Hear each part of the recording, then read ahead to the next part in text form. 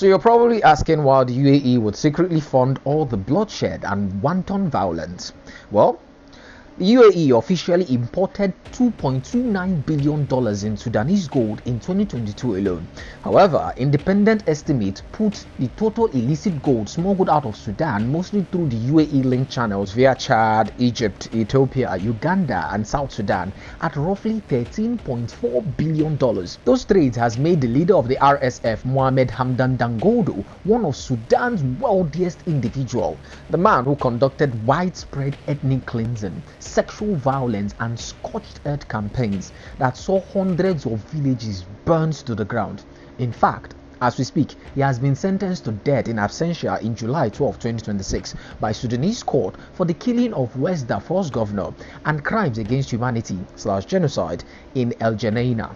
Also, agriculturally, Sudan has been considered the leading agricultural producer in both Africa and the Middle East, playing a key role in fulfilling the UAE's food demand, given that the UAE imports 90% of its food due to limited arable land and water scarcity. However, a few years preceding the war, several Emirati efforts to secure additional agricultural deals in Sudan were rejected by the Sudanese government. The government opposed these agreements because they involved disproportionate profits for the UAE while offering minimal benefits to the local communities. The UAE, however, has continuously denied any involvement in any illicit act, doubling down on its moral act of providing aid to Sudan, even though its own ally, the US officials, Rep. Sarah Jacobs and Senator Chris Vance Holland, stated in January 2025 that a Biden administration briefing confirmed the UAE was in fact arming the RSF. And when you consider the fact that the UAE has faced similar accusations in Yemen, Libya, and Ethiopia, where it arms a non-state or paramilitary actor in a resource-rich African/Middle Eastern conflict, denies it formally while running parallel humanitarian aid PR, you understand it's really not unique to Sudan.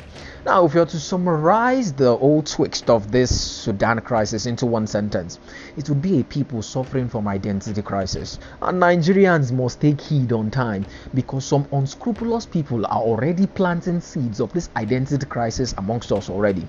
The Igbo man thinks his primordial ancestors have ties to an Israel state that is barely 80 years old. Some of your fathers are even older than the Israel state.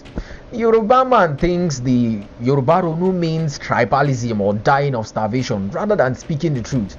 But most importantly, the Northerner who, when asked between Nigeria and Islam which comes first, and they tell you Islam, it is extremely dangerous, because when push comes to shove, it determines if a people will settle their crisis amicably as brothers or choose to massacre the other population in the name of their religion, tribe, or some other external manipulations or machinations. Let me know what you think in the comment section, and as always, don't trust, verify.